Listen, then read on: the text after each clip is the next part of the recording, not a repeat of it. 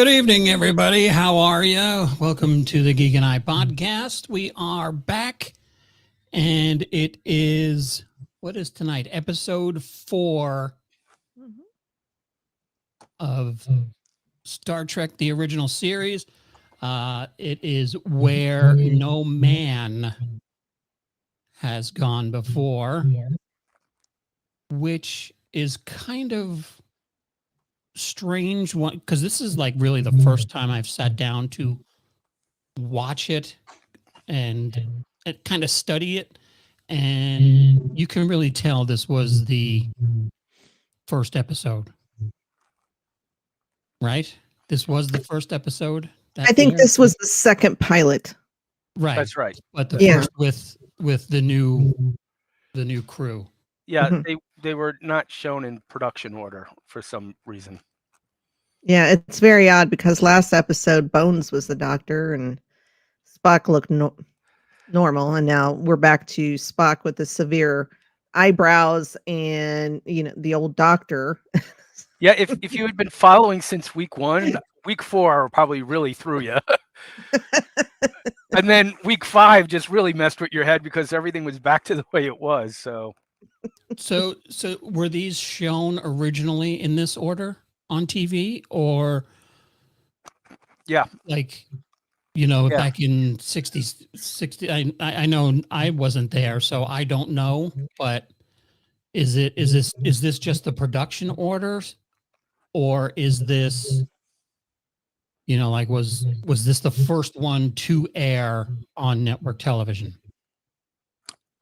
no, this was the 4th episode to air on network television. They screened the first couple of episodes, and the suits at NBC wanted to go with the more traditional monster of the week than a story about a man turning into God. They just thought it would play better. So they were very selective about the first couple of episodes to air before they kind of dumped this one at number 4 slot. So when it's number 4, it's actually 3, right? Because the Cage never Well, aired. It's like 1 and 1A. So yeah, so Cage never aired. Where No Man Gone Before, second pilot did air. First episode aired 4th. And I was told there'd be no math on this podcast. And already I'm throwing out numbers left and right. Can you see all that one meme where all the numbers and mathematical thing? That's what my brain's doing because I'm like, yeah. Yeah. So then the second one that was ever aired was the Salt Liquor. Which I believe was the first episode aired. So production number 2 was aired number 1. All right, I'm gonna need a pencil. So Man Trap was number. I think it was 2. Okay. And that one they decided to air first. Well, I know they didn't want to air the Menagerie or the Cage because it was too cerebral. That's what the execs decided. And they decided to go, I assumed, with this episode first. Okay, Star Trek is way too cerebral for me already because I can't even. We're like 4 episodes in, and I am completely lost as to what's going on. I don't get it. So let me get this straight. The pilot airs, which is Where No Man Has Gone Before. Pilot 2 It did not air until the 4th slot. So the first one, it was screened for NBC. Okay, I'm calling an audible here. Okay, here we go. The first Omaha. So the first one that was ever on TV is Man Trap. Right. Second one Charlie is Charlie. What's on second? Who's on third? Who's on third? Yeah, Charlie X, and then Where No Man Has Gone Before. After this, they pretty much aired in production order with a couple of exceptions here and there.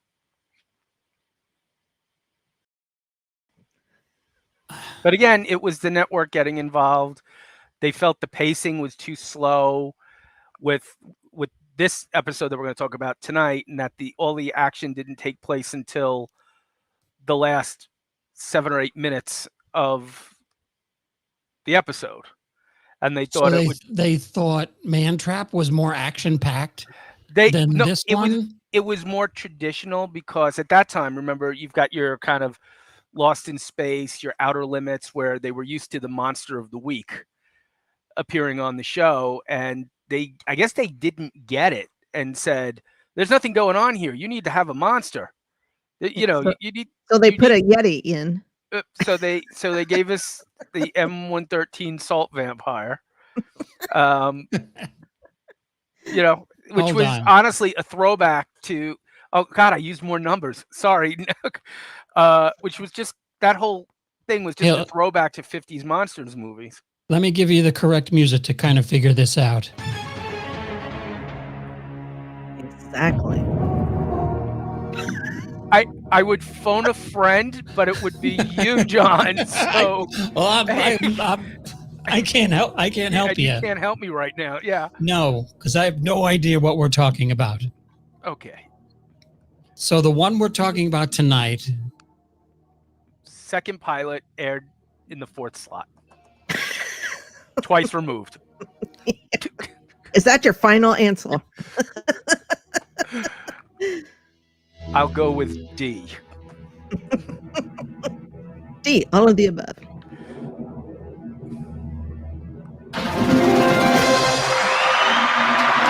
Okay, so let's get into this. So all right, so we have Where No Man Has Gone Before. Episode 4. Okay, so that explains why the star date is earlier than the ones that were earlier. Yep. If that makes any sense, I don't know. My brain is fried now. As someone who's watched this for 50-something years, don't get too caught up in the star dates. They kind of fluctuate all over the place. So it's just their lottery numbers of the week, I guess. Yeah. All right. So this is Captain's Log, star date 1312.4. And we have basically the Enterprise just flying through space. And I noticed on this one that there's nice little red and blue dots. Yes. So the Paramount features that went in and redid the effects, they really went all out with. It was like, hey, Charlie, grab a red and green pen. We spared no expense. Done. All right, so we're playing chess again. So we played chess with Charlie and melted to pieces. So this must be a new chessboard. But this one came first. So is this the chessboard that melted? That's a good question. It doesn't look like it to me. Those chess pieces look larger. Yeah, these look like different chess pieces. All right, well, write that down and we'll have to figure that out for next week. Do some research. I won't say what they look like, but you know. Salt shakers. As I'm salt shakers. As I'm fond of saying, it's explained in a deleted scene that was never filmed. And I guess that's why Yeoman Rand isn't in this episode. Yes, we have no Yeoman Rand and no red shirts whatsoever. Right. No red uniforms at all. So does anybody die in this episode? No, right? Yeah, Yeah, yeah. A number of people die. 9, I think. They just Yeah. weren't red shirts. Did you count? Do we need to start keeping a death toll? We can. I mean, Well, I mean, I think that's what they said, 9. we could do an over/under during each podcast. We could call it covering the red spread. All right, so they're playing chess, and they're flying through. They're actually going to exit the galaxy, correct? Mhm. Yep. And they come across, I guess, a message from a ship that crossed 200 years ago. And I guess Kirk is more interested in the TV than he is playing Spock. Spock seems like he doesn't care. He just wants to play chess. Spock is very out of sorts in this episode. Very out of character. Yeah. You know what? He's not wearing the blue shirt. He feels awkward. So it just doesn't feel right. And I noticed the uniform zips up the shoulders. Yes, that was another change. That's pretty neat. That makes it easier to get off at the end when he's fighting. Just like the Space 1999 ones with the zipper down the arms. Yeah. Mm. So Kirk makes a move on Spock, and I guess doesn't get checkmated because he made an irrational move that Spock couldn't figure out. Well, to be fair, I think Kirk thought he was playing checkers. So that's why Spock couldn't quite figure it out. But yeah, so it's interesting that Spock can be bested by his captain in chess. Right. And, the logic dictates that he would know what he would do, but he actually doesn't.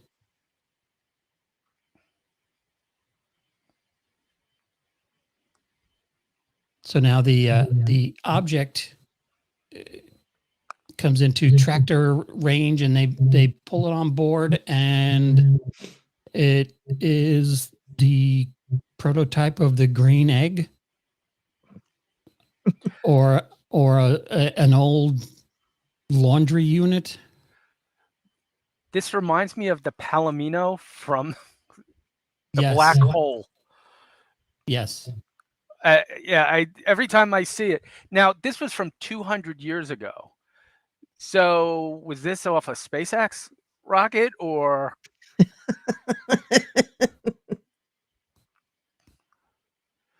That clearly just looks like it's a turbine of some kind with a little green egg in the top. You're right.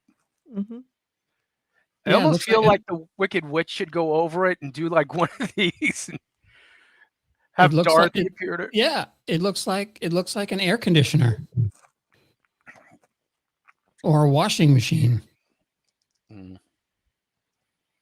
Well, luckily Kirk fights his first instinct to make love to it, and they kind of get the data from it. And it's actually an old style ship recorder. I don't know. I mean, in the year 1967, did they have flight recorders? Primitive ones, yeah, they did. But were they this big? Well, yeah, I mean, you know how big reel-to-reel is, so they have to have plenty of space in there to contain the data. I would think a larger vessel would probably need something larger. We don't know how big the Valiant was. Mm-hmm. We don't know how many were in the crew. We knew there was, enough that some died, one came back, and that the rest of the crew was trying to figure out what happened, but I'm jumping ahead. So And- maybe it was a large ship. This one holds 3 megabytes of data.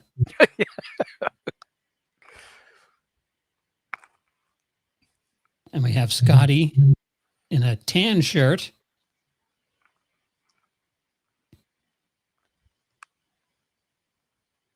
What does that say on it? Valiant. The SS USS Valiant. Valiant.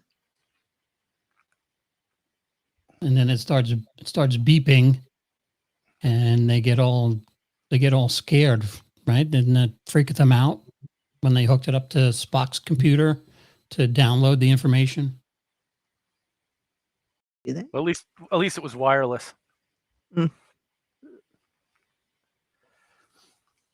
So we get through the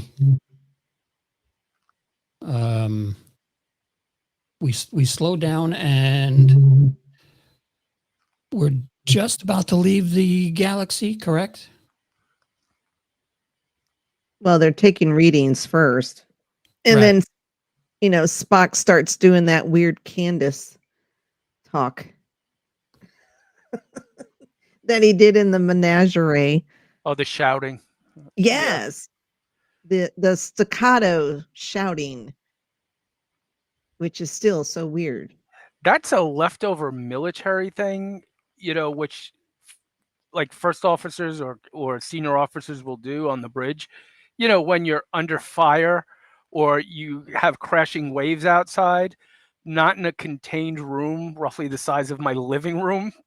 So the shouting is probably overkill at that point. It's just very weird. It always makes me laugh when I hear it. And then we call up the rest of the what did he call them? The senior staff? Yeah, I think they're the department heads. Oh, right. And I keep getting her name. I keep thinking her name is Sybil Danning, but it isn't. It's No, Sally Kellerman. yes, Sally Kellerman. Yeah. Who had a very long career in Hollywood. Yep. And then there's the new old doctor. And Sulu makes his appearance. And he is So- actually What was he the head of? was it I want to say physics or mathematics. yes, it was. Yeah, he was the mathematics department head. And I said to myself, oh, Mhm. why are they giving the Asian the mathematics department? I don't. Come on, Gene. What's going on here? He must have thought twice about it. He's like, you know what? Have him fly the ship. Are you sure? Have him fly the ship. All right. Yeah. And Yeah. even the bridge is subtly different. Some of the stations are less evolved than they were in the previous episode. So we can see that they kind of we're still refining a lot of the aesthetics of the show. No Right. skirts. All the women on the ship are wearing pants. They just have a different swoop neck collar on the uniforms. Yeah, and that is that Smith or Jones? Jones. That was Jones, right? Because he called her. I think he called her Smith, and she's like Jones. Yeah. And now this guy is Gary Mitchell, correct? Mhm. Yes. And he comes back, doesn't he? Is that this? Does In his this- character? Isn't there a Gary Mitchell? Or am I? Do I not get that? I don't know, because I thought, who's the spaceman that comes back? Do you want to rephrase that? The spaceman who Yeah, comes the guy, back? the guy that comes from the past. He's wearing the astronaut outfit. guy from the past wearing the astronaut. Not in this episode, in a future Oh, episode. the, Gary Seven? Is that Gary Seven? there's Gary Seven, yes, who Okay. was raised by aliens and has Is his that the guy with the black cat? Yes. Okay. Now I know what Okay. you're talking about. All right. So I'm getting my Garys confused. So yeah, so Gary Mitchell is the first officer of the Enterprise at this point, which is not really implicitly said, but in the script he's listed as the first officer.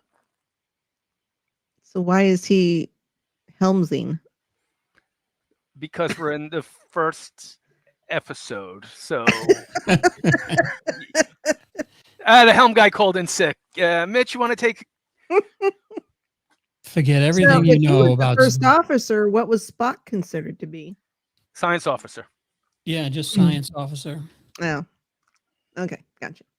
So then what they're doing is they're doing the whole ESP thing, and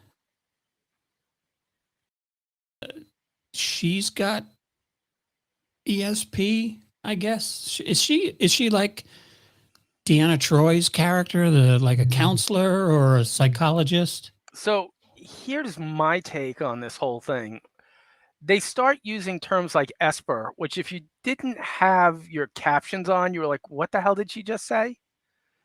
It's like in the previous episode when Captain Kirk mentioned USPA. You're like, what the hell is USPA? Okay, so that's the United Earth Space Probe Agency, which they were using in lieu of Starfleet. Well, thank God they changed that. So the way that I read this is that she has, I guess people are routinely tested for ESP potential because must be some kind of government funded thing. Not that they're doing anything with it, they're just testing them for it. And she rates high, and I guess Gary rates high, and that's why they were affected differently from running smack into the galactic, let's call it the galactic border, shall we? So as they're trying to sneak across the galactic border, and when they get their ESP powers. So it enhances them. It triggers something latent, I would say, yes. So they weren't possessed. Yeah, I think it, because they say that we don't even use the major portion of our brain. And I think when they cross the galactic border, whatever's in there just opens all that up, and now they're able to use that portion of the brain that we don't normally use. Interesting. This is my Fascinating. favorite shot in the whole show. That's when when Spock was showing Kirk his fantastic impersonation of Ernestine, the phone operator, from Laughing. One ringy dingy. One ringy. What is with that cord and that giant headset? Well, see, that's I started watching the miniseries of Battlestar Galactica, and the big 1980s cell phones that they talked on the bridge in the command center. I said, what really sells this is the fact that the curly cord is wrapped up in a knot. Yeah. Like my kitchen phone was wrapped. That really sells that it's been used and it's old. Whereas this, I mean, it looks like they opened the packet and put a little. What could that thing be? Just a piece of foam on the end. It probably is a broken. Let's looking at it. It's probably like World War II bomber kind of headset that they just wrap some cloth around. That's what it looks like to me, yeah. So then Kirk makes a ship-wide announcement. I guess we're going through, Everybody get ready. No one's been here before, or something like that. And they go to the purple line of death. And the storm that's inside makes everybody glow. And then Gary gets microwaved. Yeah, impressive special effects. That's what happens when you fly through a photo negative field. So A negative photo field, not photo negatives. we could be either way. Yeah. So now they've lost all power. All they have is impulse. And I like the line where Kirk says, help, which was merely days away, is now years. So impulse is what? How fast is impulse power? Not that fast, not as fast as warp speed, right? Nowhere near as fast. It's like super jet engines with no wind resistance. So yeah, not very fast at all. The eyes. Wonder how they did the eyes, because those are kind of freaky looking. It was, there's a couple of times when you look at it and it looks like they were on contacts, especially Sally Kellerman is looking like she's wearing contacts. Did they have contacts back then? They did, and they were glass. And in one of the books that I read, these were essentially a dual layer glass contact with kind of like a crinkled crush aluminum foil between them that when the lights hit them would give you that reflective glow. And they were really, really painful to wear. I was going to say, that sounds uncomfortable. You couldn't see through them. So like you could see in a lot of the scenes when they're wearing them, the heads start tilting back because that was the only way that they had a line of sight, which, and I think it was actually Gary Lockwood here who said that he thought it was kind of like a happy accident because they kept tilting their head back and they started to get this look of superiority about them. So he thought it kind of helped sell the performance of what they were trying to do. But yeah, those were incredibly painful from every account that I've read. And like you said, Deb, they're freaky looking. They are freaky looking. And would that would be just like normal light that would reflect off of them, I would guess. Yeah, it's clearly just the stage lights that are coming off the glass and the foil. Kind of like the lightsabers. Very similar. Yep.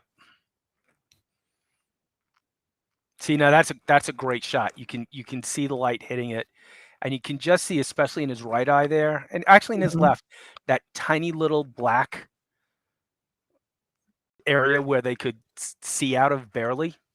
Like a pinpoint hole. Like a pinpoint hole, yep.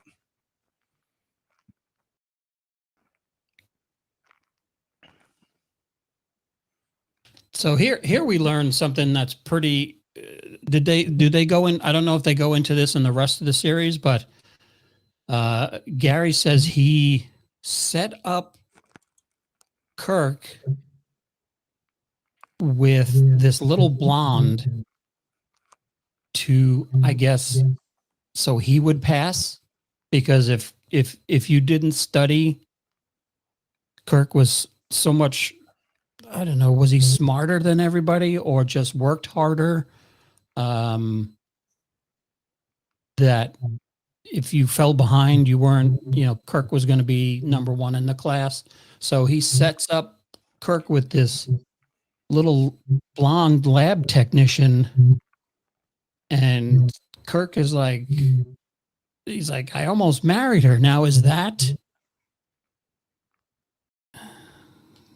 in time? Is that in Wrath of Khan? Carol Marcus. Carol. A Carol? lot of people have kind of theorized that it might have been, and it kind of fits the narrative, I think, pretty well, that it could have been Carol Marcus, but Kirk knew a lot of blondes, so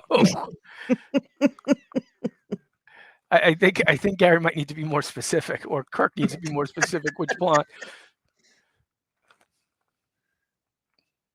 Speaking of blondes, Yeah. So I guess she, for some reason, was put in charge of guarding him. And she is studying him, and he decides to show her what powers, I guess, he has.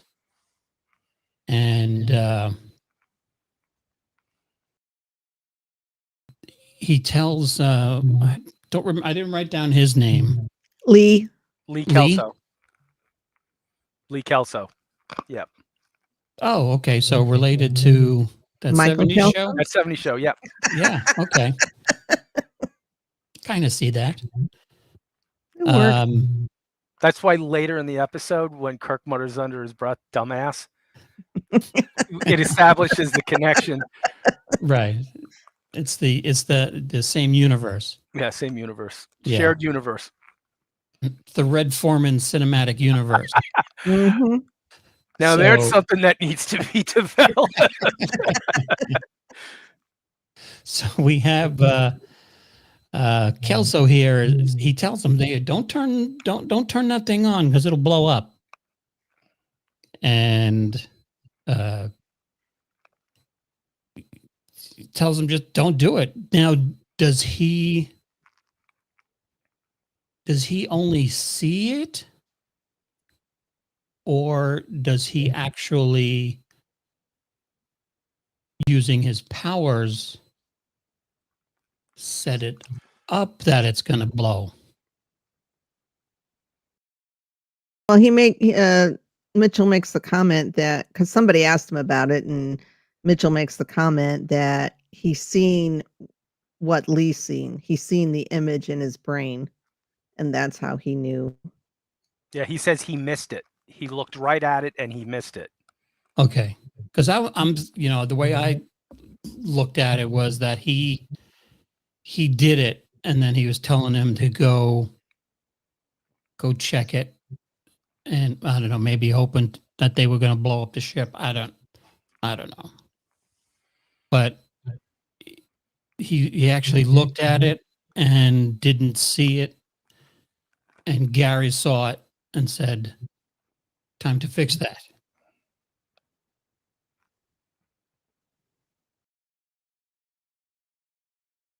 We don't want the impulse deck to blow. So he pulls out the shock absorbers, and Kirk's sitting there with some candy. Looks like Laffy Taffy. And the doctor is very interested. Well, it's because it's not the waffle plates from last week. Or the baffle plates or whatever it was. Baffle, waffle, whatever it was. Yeah. Actually, it looks like he's got a gun there. And it looks like the ends are burnt. So we're headed to Delta Vega now, because apparently it has some kind of rocks on it, beryllium spheres or something, that they can recharge the engines. Yeah, re-energize. Did they call it lithium? I think they called it lithium crystals. And also failed to mention that Delta Vega is renowned through the galaxy for its beautiful matte paintings. Yes. So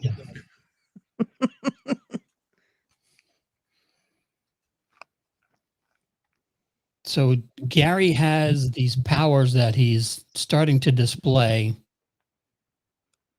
and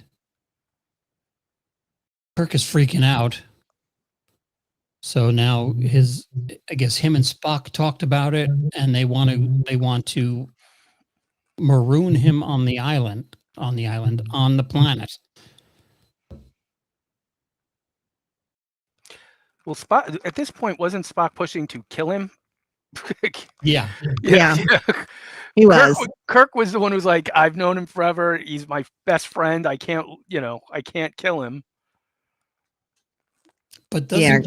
doesn't just the thought of the plan, can he see that now? At this point, I don't know. What do you think? I don't know if his power is that strong yet, because as the episode goes on, he's clearly getting stronger and stronger and stronger. Because I'm wondering if he's just like being, just playing along, and we'll go down there, we'll get rid of Kirk and Spock, and then. Well, I think he knows what they're planning, because Spock and Kirk had that episode, the conversation, and Mitchell is saying, some think I'm a monster, don't they? So he knows what everybody's thinking. Now, why they didn't catch on to that is beyond me. And he So turns Great into Palpatine. screen cap. So they go back down to, I guess this is sick bay with the Craftmatic adjustables, and Spock wants to kill him, like he said. So he brings the phaser, and he, I guess, uses his force power to throw them both across the room. And a little bit of force lightning too, I believe. Well, that's later. The two of Yes. them, yeah, the two of them go Palpatine on each other. Well, no, And, he does use it here. Oh, I think maybe he does. yeah, He yeah. does. You know what? You may be Yep. right, against Spock. Right? Doesn't he throw Spock and then?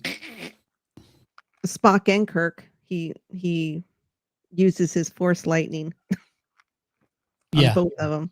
and then they give him the hypo spray,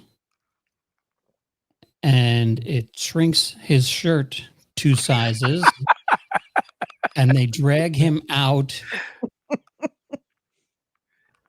and onto the transport pad, and they go down to the surface of Delta Vega. By the way, did anybody else have a problem with how long Gary was able to stand up while tranquilized in the transporter pad? Yes, that made no sense whatsoever. Yeah. And he's just standing there. I've never seen anybody who was given a narcotic be able to stand like that. Yeah, he was just hunched over with his head hanging. Somebody get me a chair, just prop him in there. So they go down to this deserted planet that has all these buildings and factories on them. Do they explain what happened to these people? Or do we not care? Well, the galactic economy took a turn, and all those jobs moved to Kronos. So it was cheaper labor. I think it's a fully automated station now, is what they say at some point. So I'm thinking at one point it probably was not fully automated, although we don't see any activity of any sort going on there, automated or otherwise.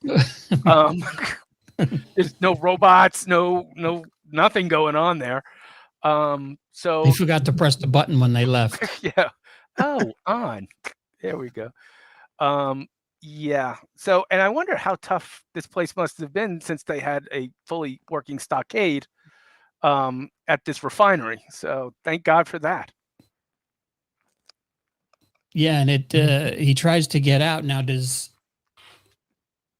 when he tries to get, does he think he can just break through it? Is that what he's trying to do? I think he was trying to do that, testing if he could do that. Oh, I thought that was a tanning bed. Okay. That makes a lot more sense now. So he gets zapped twice, and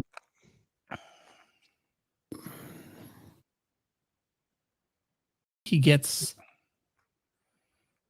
Is she starting to turn now? Yeah. So he invites her into the cell.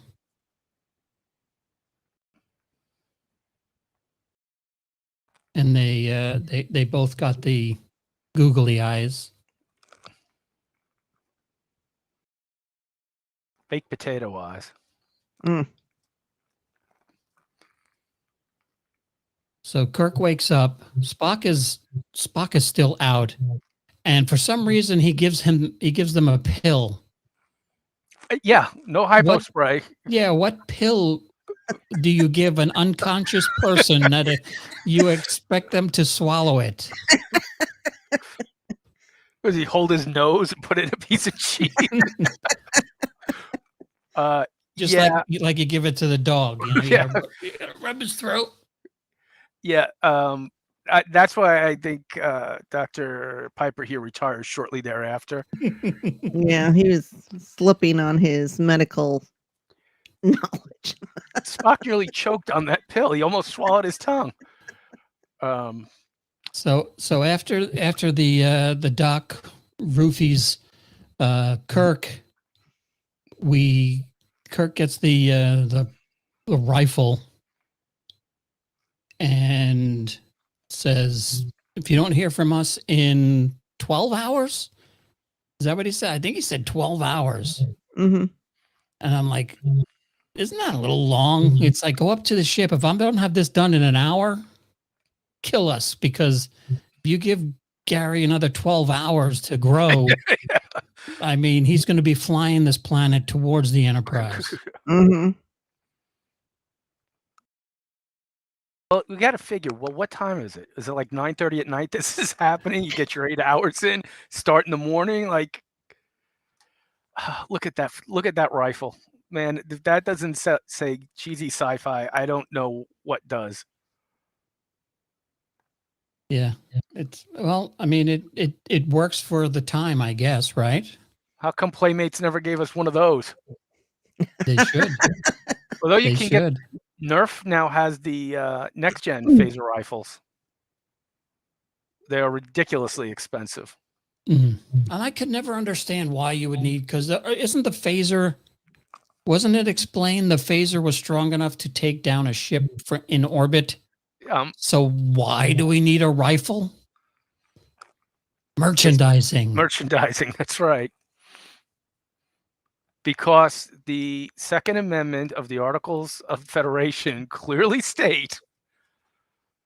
But when they were written, they didn't have phaser rifles. Or assault phasers? Is that what you're telling me? Yeah. Yeah. Next, you'll want everybody keeping their own photon torpedo launchers in their backyards. Well, if you want to take over the Federation, you're going to need some, F-14s or something. So they'll have to pry it from my cold, dead tentacle.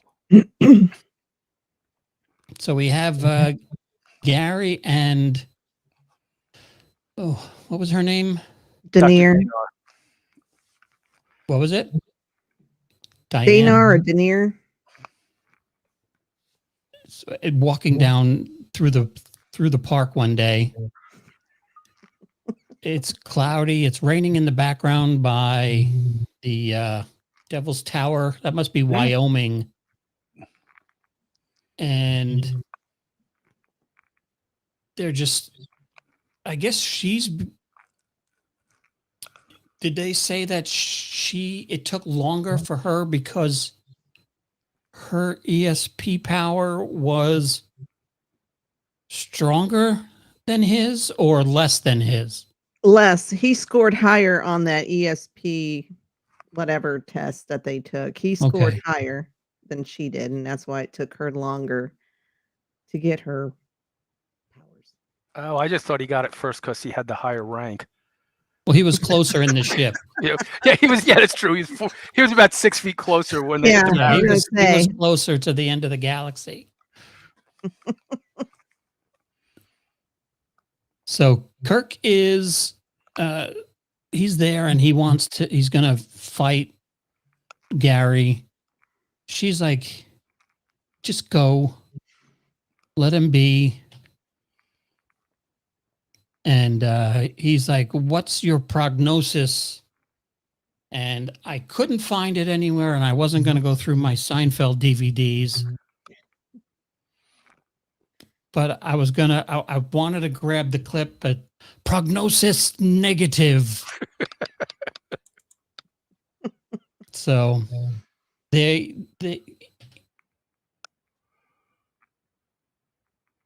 All right, that's a nice effect. I do like the colors ricocheting off.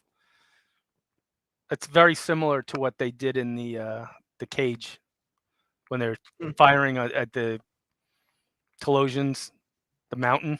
Mhm.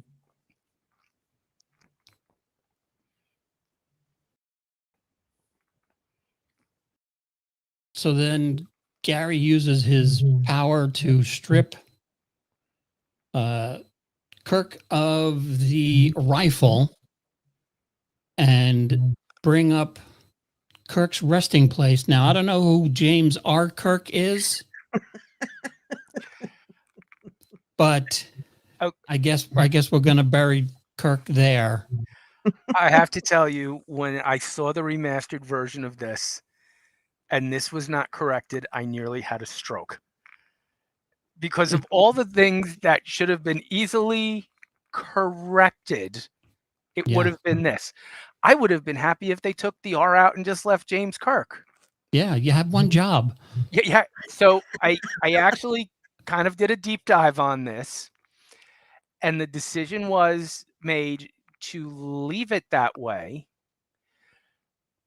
as kind of, now obviously the story behind this, it was a mistake. They had no name established for Kirk yet, so they just put an R in there. Retroactively, retroconning this, they felt when they did the remastered, this was just giving us a hint that Gary is maybe not all powerful, all infallible as he would like to think he is, because he made a mistake in remembering his best friend's middle initial. So it was a typo on his part.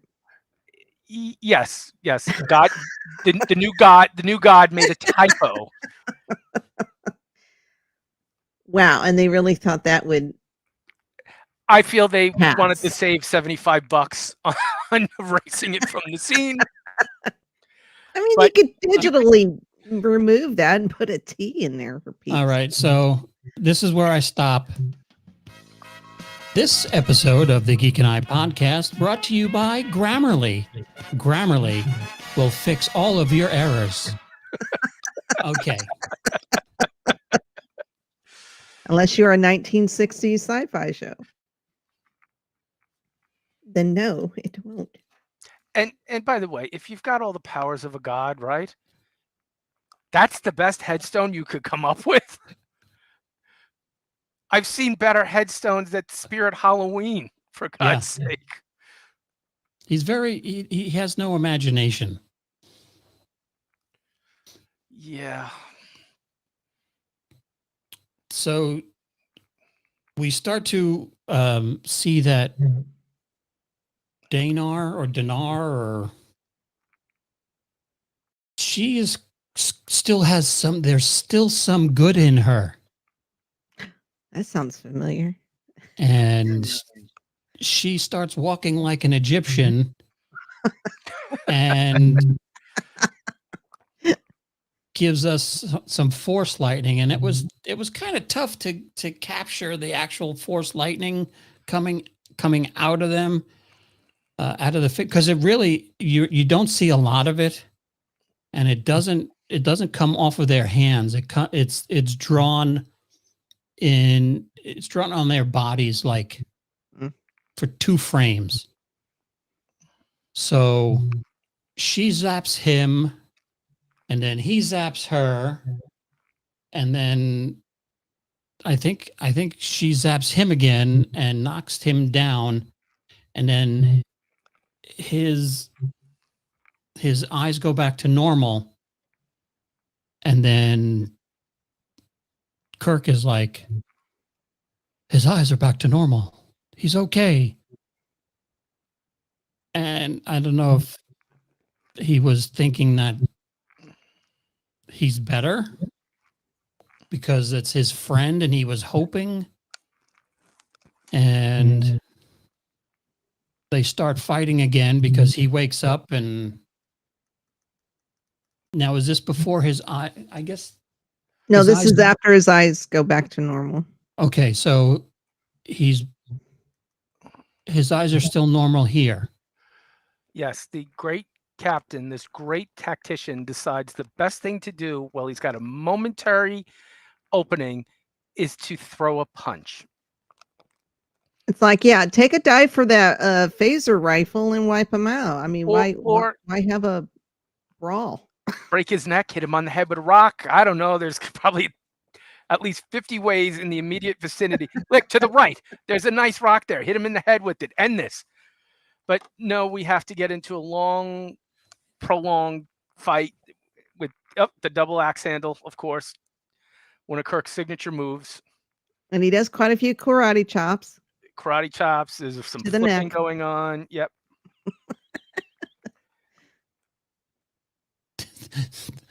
When I saw this scene, it just reminded me of that SNL skit when they had the James Bond villains talking. You have any advice? Yeah, just kill him. Don't put him in elaborate traps. Don't just take a gun and kill him. Nope, we have to go full WWF on this alien planet. So now I didn't think there would be any way to get this in this episode, but apparently this screenshot gives me the opportunity once again. I knew it was coming. So that's 2 weeks in a row. And I tried to get him jumping off the rock, but he just moves like a cat. And he's got, I guess, just dives at Gary and then grabs a rock. And he's got some tan lines, doesn't he? Our first shirt rip. Mm. And it's that cheap ass zipper. Yeah.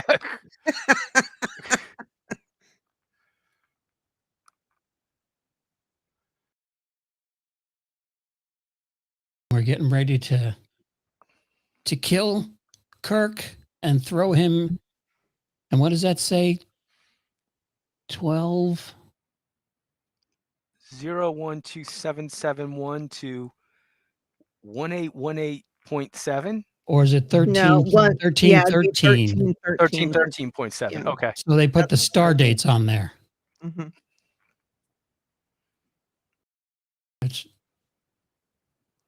That's ridiculous. So everybody has star dates On their headstones. on their headstones, I guess. Evidently. So we get another right hook. And then he jumps and he grabs the rifle and he shoots the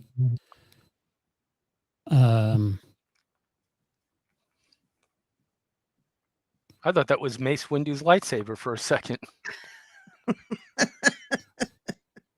we shoot the rocks and the rocks fall, and the all-powerful being that can do whatever he wants is now dead because of he's got a rock covering himself in the hole. Yeah, because it doesn't even go in the hole like to crush him. And it's like, okay, so he's got these powers. He could easily just Fling use it. it. Yeah. Yeah, wait 10 minutes and your powers will grow so you could actually lift the rock.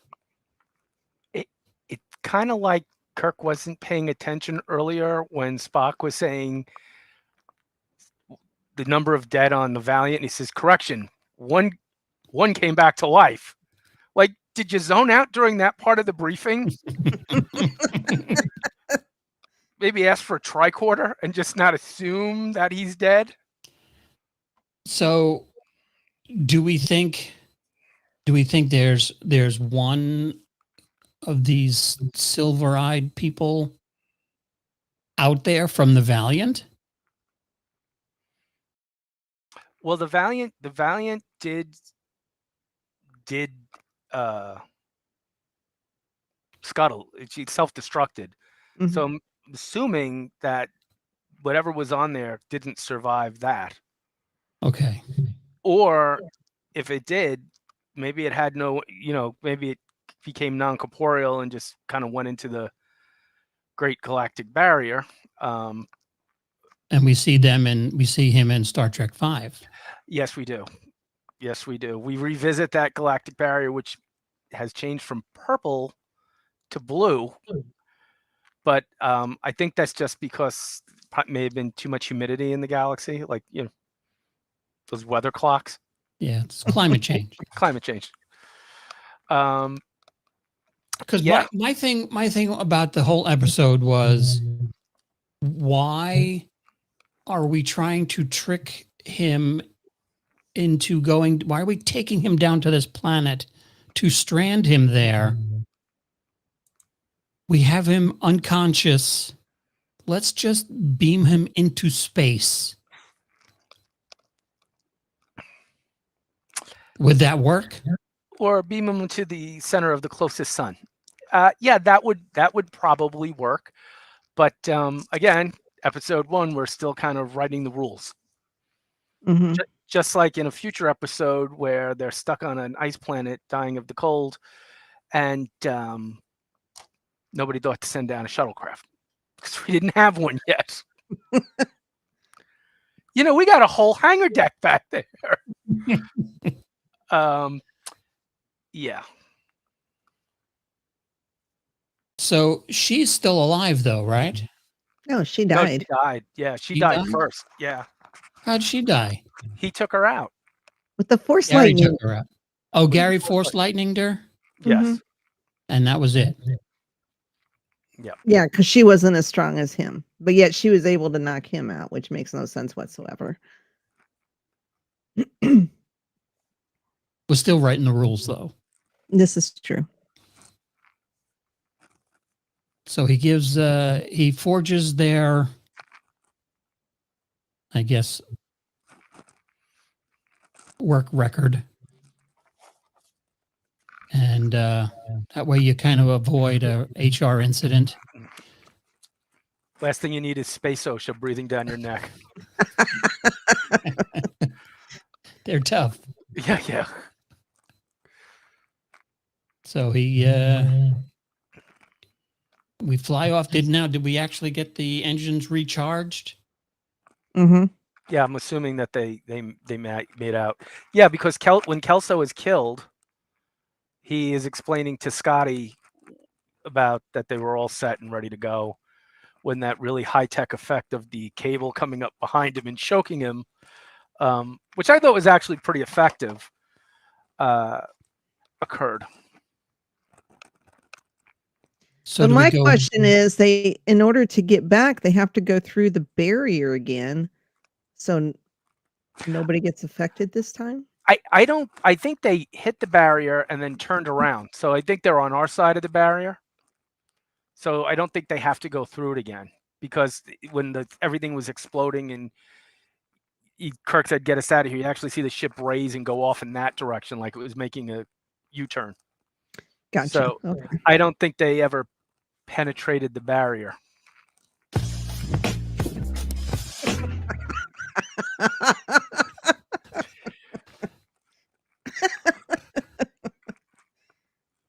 You need to make that your theme song, John. Yeah. So just the tip of the Enterprise went in. Yeah, that's right. Okay. I just want to make sure we got that straight. No breakage. No breakage. All right, and that's it. And that's it. That was I hate to say it, but episode 4, 3, Or 4. And having watched it, do you agree with them switching up the order? I don't think it made a real difference, to be honest with you. well, outside of the aesthetics of the characters and switch, the characters are different. Some of them are different, and I mean that bugs me. But as far as the storyline, no. It didn't make any difference.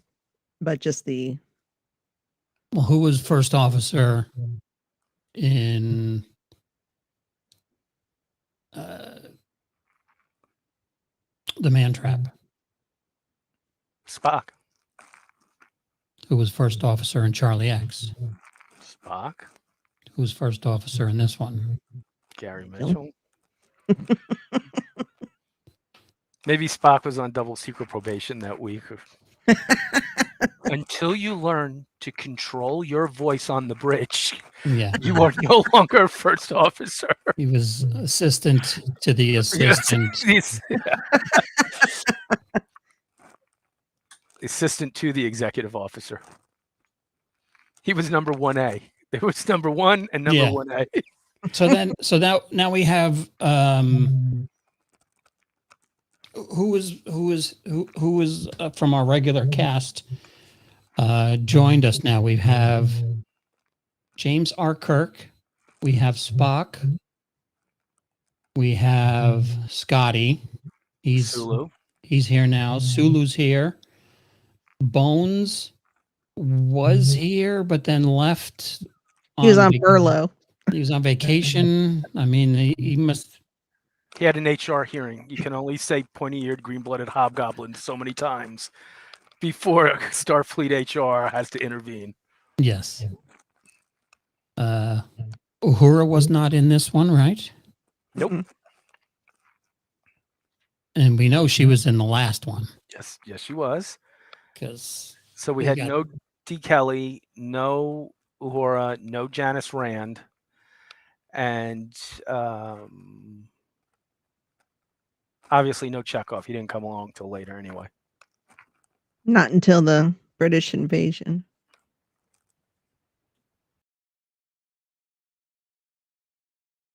but somehow Khan remembers him because he never forgets a face.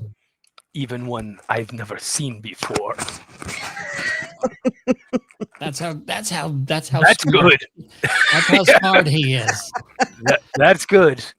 Unless when he was going through all those technical manuals, he happened to look at every Starfleet yearbook. Commit it to memory. I never forget a face. Most likely to not pronounce V's. Voted most likely. So, thoughts on this episode? Like we did last week, 1 through 10. What do you give it? Let's start. Let me ask you this: how many times have you watched? Have you seen this episode? Whether it be, something that you sit down and turn on to enjoy it, or, I'm doing laundry or vacuuming and I'm just going to put something on, the Star Trek Pluto channel, and this one happens to be on. How many times have you seen this episode? Consciously seeking it out, maybe a handful. How many times have I seen it because it was on? At least 150. At least 3 times a year for 50 years. Yeah. So is this one that you say, I'm flipping the channels and oh, hey, it's Where No Man Has Gone Before. Let me leave that on. I usually will watch the beginning and the end, and in the middle, I usually mentally check out. I do. I like the setup. I like the effects going through the galactic barrier. I love that stuff. And soon as we get to the part where we fade to black, except for the glowing eyes, right after that, I'm out, do the whole sick bay thing and the talkie talk, and then as soon as we get to Delta Vega, I'll switch back on. So would you say the suits were right? It's a little too cerebral, a little too talky. Give us more monsters. I think what it suffers from overall is pacing. I think the pacing is a little, and I think the scene for me that's the most painful was the briefing room scene, We didn't need to bring everybody in there. I don't think we needed to have Sulu explain his penny metaphor. I don't, to me that like drag, that could have been a conversation with Spock, Kelso, and Kirk, where Kelso shows Spock and Kirk the burnt out piece or whatever it was, and Impulse. then he leaves, and Kirk and Spock have that whole conversation about he's getting dangerous. To me, that was an extra 7 or 8 minutes in the middle that could have been cut, and I think a lot of the back and forth between two characters who are not going to live to the end of the episode what dragged on a little bit too. So is this an episode that would, if written today and having 44 minutes of fill time instead of 53 minutes, works better? I think it would. I think it would be paced a lot tighter. I think it would definitely benefit from the compressed storytelling time. And yeah, like I would give this overall a 5. It's for me. A good beginning, good ending, terrible middle. Not the best, not the worst. Deb, what about you? How many times have you seen it? Is this first? Man, I couldn't say. One, because I don't have cable, so it doesn't pop up on TV. But when I was younger, as a kid, and being up late at night and watching, the reruns would come on late at night. My brother Dave taped every single episode. And so if there was nothing on, because I lived with him for quite a few years. So if nothing was on, yep, we're popping in a VHS tape of Star Trek. So yeah, I couldn't even tell you. It's been many times. But it probably here in the last 10 years, 10, 15 years, I probably haven't seen a episode of the original series until probably the last couple years, because I went through and when they all popped up on Paramount, I watched them.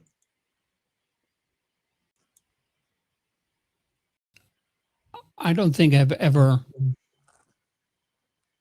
watched Star Trek at all until Next Generation, because I was a Star Wars kid, and until Next Gen, not really Next Gen. Let me just say, I like Star Trek after I saw Wrath of Khan, but I don't think I've seen this. This might be the first time I've watched this all the way through this episode. I mean, I'm sure it's been on TV during a marathon where I just put it on for background noise, but this is the first time I sat down and consciously set out to watch it from beginning to end. Will it be the last? Probably. Okay. It probably won't, because there's no reason for me to. There's really nothing in there.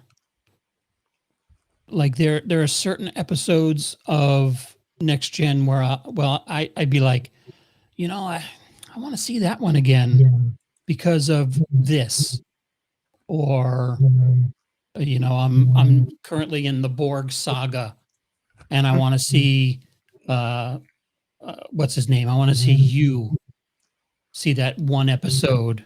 But so this one here, I mean, it really doesn't. It doesn't have anything for me. What is the next episode? The Naked Time. See, now that's one that I've seen a couple of times. You're going to use that music a lot. Yeah. Exactly. But yeah, no, I've seen Now- that one now a is- couple of times only because of I know what you're gonna say. the Naked Naked Now. Now. Yeah. Just Yep. because it's one you watch and then you have to do research on to kind of figure out like why what does this mean? And then you go back and you watch that one. Plus it has, flamboyant Sulu with a sword. So I mean you have to watch And that one. eyeshadow. Sword and eyeshadow. Yeah. But this one here, I mean, this one is Yeah. yeah, it is. Yeah, I don't know. that's why- I don't know that's how why it I put lasted 3 seasons. Yeah, that's why I put it in the middle of the pack. And there are a lot of middle of the pack episodes, and there are a lot of I'd say it's split between middle of the pack and really good, with a handful of ones I go out of my way to avoid watching. That I find it painful to sit through. And the same with Next Gen, but I think Next Gen was more. I think the ones that I would probably not go back and revisit all were within the first 2 seasons. Yep. Yeah.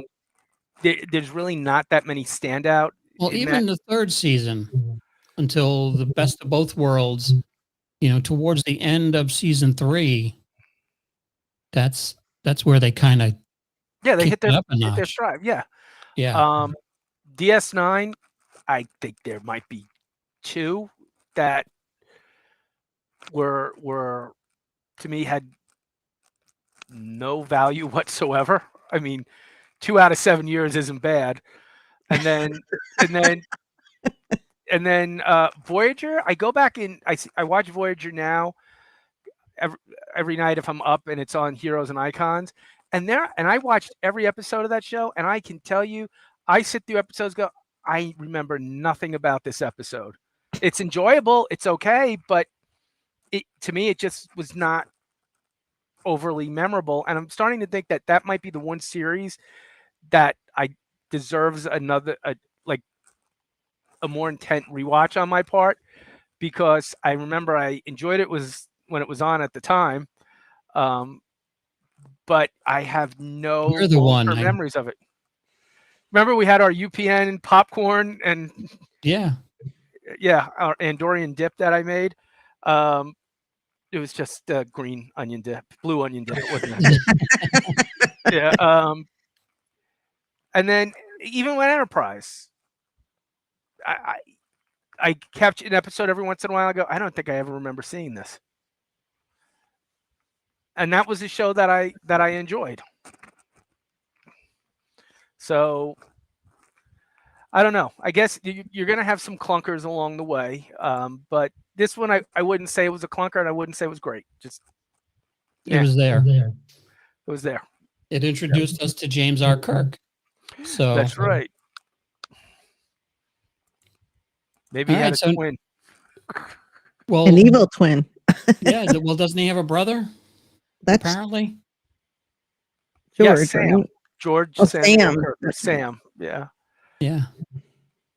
Yeah. Are you watching Strange New Worlds? Not at all. I will tell you, I'm enjoying the hell out of it. Discovery nearly killed me. I will tell you, Discovery nearly killed me, because each week I was like, wait, what? Wait. Well, they have one more season to complete the yeah, no. Strange New World has been a kind of a breath of fresh air, because to me, it is most like in spirit to the original series. Maybe a little bit too lighthearted for some people's taste. Like, Captain Pike is practically a stand-up comedian. But I'm enjoying it because it harkens back to a fun time, and they're doing fun stories, and you can tell the actors in the show are having a blast doing it as well. And it really comes through. I would recommend it, John. Yeah, no, I've tried. I've even tried to watch the musical episode, Oh, no. and I didn't mind it. I again, an entity, that causes people to sing. Really, how long have you been watching this show? Because there have been some real questionable things over 55 years. So what did you expect going into this? You're going to get those kind of weird one-off things, but I enjoy it. I try and keep an open mind about this. Now we get a DS9 reboot. I would be thrilled. Wait, are what? they- A DS9 reboot, I would be thrilled. Oh, I thought you said we're getting a DS9. I was like, how did I miss that? I would. I wish they had made some kind of effort to get some of them on the Picard season 3, even Picard season 1 and 2. Yeah. Season 1, I couldn't.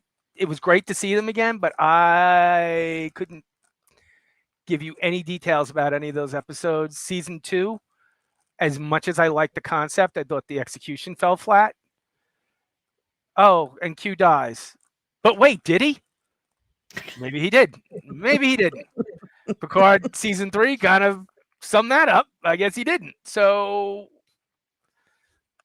why do an emotional punch if you're just going to pull the rug out from under everybody? Yeah. Yeah, I've told anybody who's asked me about the Picard season, I'll go straight to season 3. That's all you need. Go straight to season 3. Mhm. There should have just been like a 10-minute recap, a 5-minute recap of the first 2 seasons, and then just pick up Picard season 3. Well, Yeah.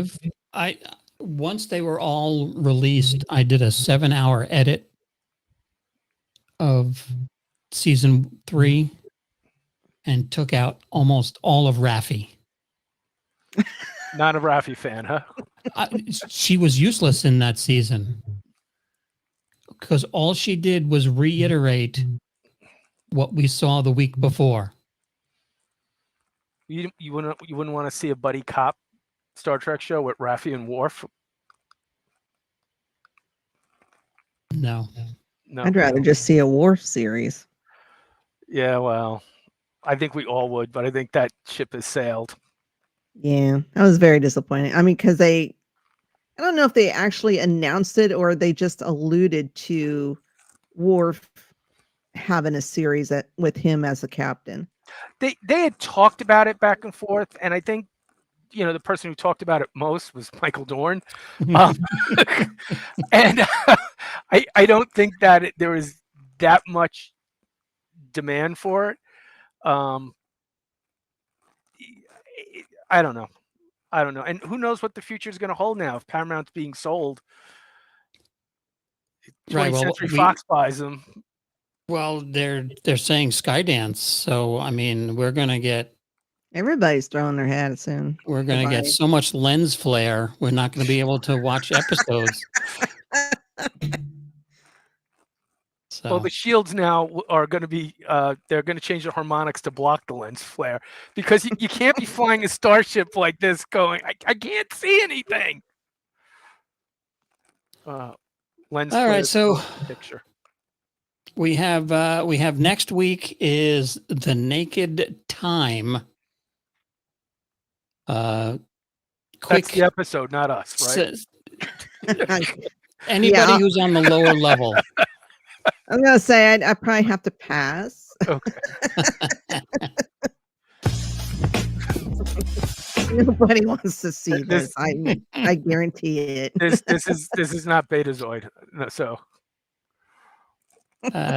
Quick rundown of The Naked Time. Go. Debbie, you want to go? Man. Yeah, I don't remember a whole lot. I just, the sword fighting, shirtless. I don't know if there's some kind of entity that takes over or is it Well, just him is it that's the same? affected? Is it the same white powder that they get sprayed with in Next Gen? Because isn't that You mean the popcorn ceiling stuff that's all over everything? Yeah, I don't know. Isn't that what happens where they breathe something in, or It's transmitted through touch. They water based. oh, that's right, because it Mm. goes. tss. You hear the touch. Yeah. My only, and it's been a while, but the things that stand out to me are environmental suits made out of clear plastic shower curtains. The uh, nice effect spiraling into the planet. I remember that one, and I think we get our first look at that has come to be known as the Shatner School of Acting. As he's infected, and we get the famous "Look at me," and But he Spock's didn't do crying in the that. corner. No, he didn't. You're right. I guess I guess it's the Mandela effect. Yeah, because I mean, he doesn't. He said himself he doesn't talk like that. Yeah. Somebody's too Yeah, bizarre. they're infected with a virus that causes crew members to behave irrationally. Oh, we get Janice Rand back. And we get Nurse Christine. singing Her again? Lieutenant Riley, who I would have liked to have seen develop as a semi-regular. I think he's in 3 or 4 season 1 episodes before he disappears. Singing "I'll Take You Home Again, Kathleen."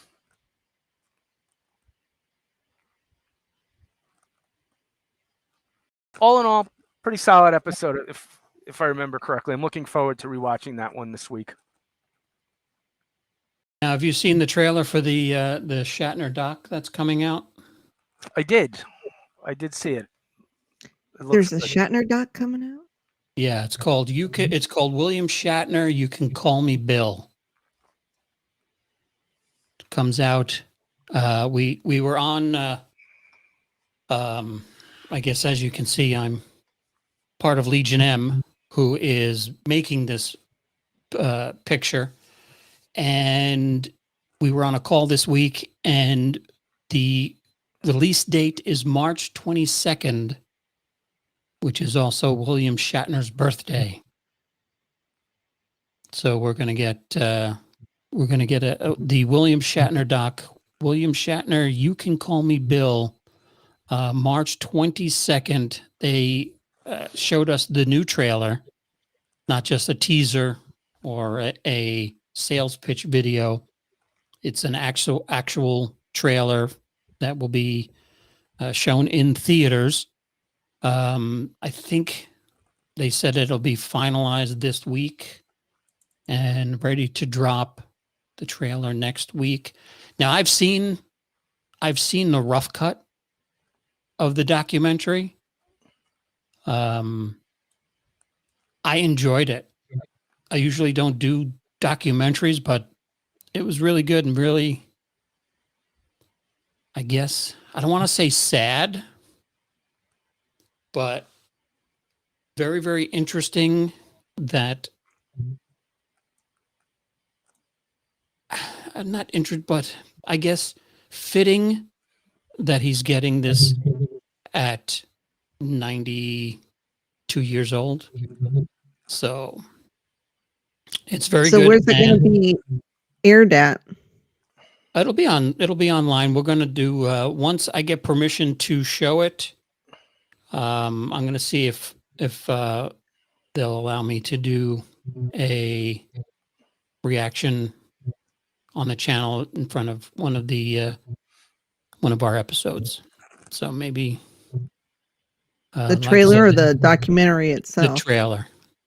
Oh. The documentary is going to be in movie theaters. Oh. Because it premiered last whenever South by Southwest was last year. It premiered at South by. I think it has 100% on Rotten Tomatoes still. And I should have gone to Austin to go see it. I was invited to go hang out with everybody and hang out with William Shatner, but I could not. I couldn't make it that night that the film was showing, but I have seen a rough cut, and it was very good. I enjoyed it. So, Well, he's going to be up here in July doing the Ticonderoga tour again. So very, very, very tempting. I say that every year. You know, with knowledge that time is running out if I want to do this. right. I don't know how many more, although he may live forever at this point. But yeah, I'm seriously considering doing it. Yeah, it was that's my only. I mean, usually I'm not into celebrity, meeting, even if you go to conventions and there's lines and lines of people at certain tables, you know what? I could, it doesn't mean that much to me to go meet somebody. No, you weren't impressed the day you hung out with Martin Landau at the Icon convention. So. Wow, really? There's a story behind that. He forgot how to spell my last name. He got me a press pass, so he just wrote Martin Landau on my press credentials. So I got to be Martin Landau for the entire day. I got a couple of stares. Jeez, things got tough after Space 1999. This was pre, what do you call it? The Bela Lugosi movie. Yeah, Martin Landau. Did get a nice discount on that Eagle Transporter model, though. Yeah. You sign this, Mr. Landau? Sure. All right. Well, that's it. We will be back next week with the Naked Time. Thanks for watching the Geek and I podcast. Thanks, Deb.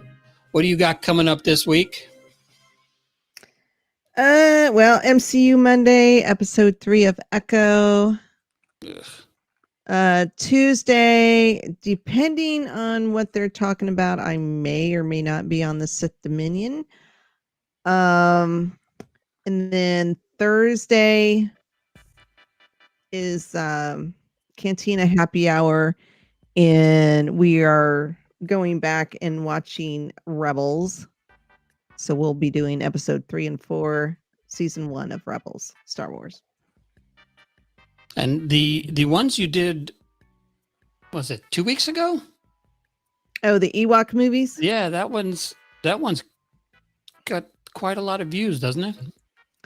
Yeah, the first one, Caravan of Courage, I think it had like 155 views, and then the Battle for Endor's got over 300 last time I looked, which is good for us. So,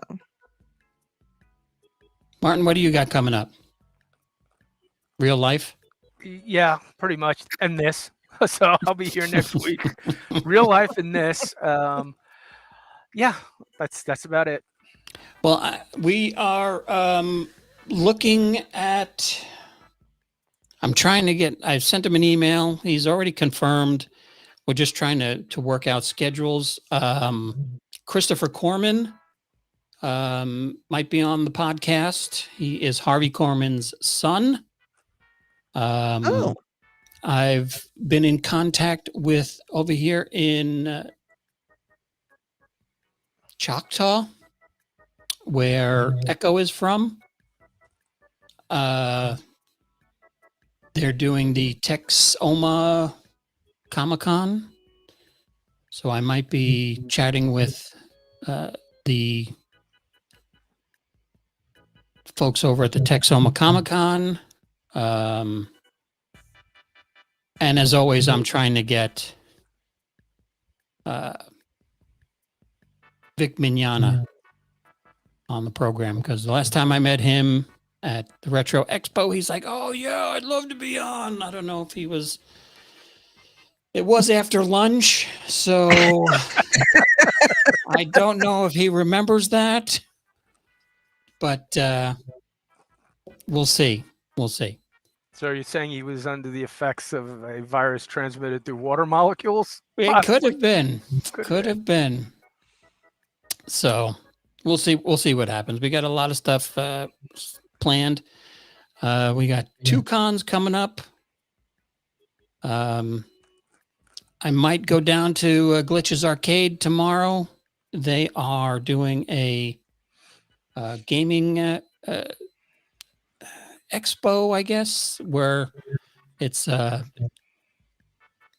trading old games. So there's a game you want, and you have something that somebody else wants. You trade them out. I forget what they call that. Swap meet. Nice. Yeah, swap meet. Swap Yeah. meet. There's an old games swap meet coming up tomorrow at the Glitches Arcade. So if you're in the Sherman Denison area or in the local Dallas area, come on up to Glitches. Other than that, there's no movies coming out. TV sucks. Yeah. Reacher is over, so there's really nothing. There's really nothing to watch. We got the big game in 2 weeks. Who are you picking for Sunday? Who's even playing? I don't even know. Okay, that ends that question. Thanks for joining us.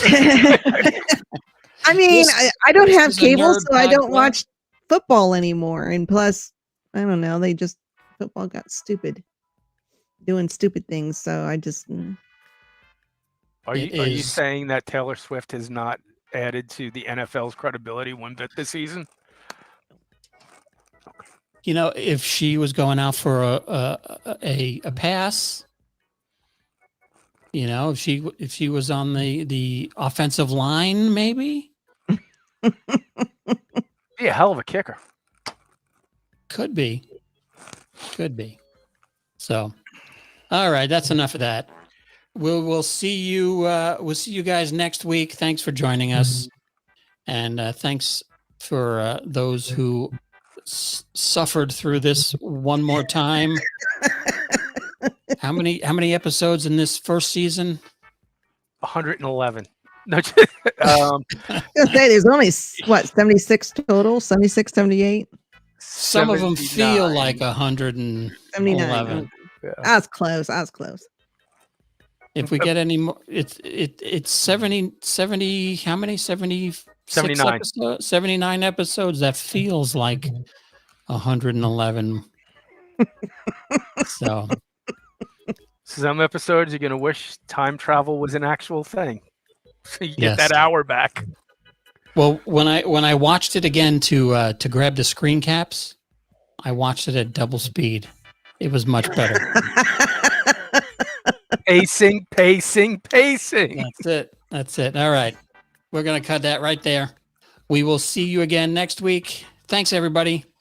Good night, Live long guys. and prosper. We will see you next time.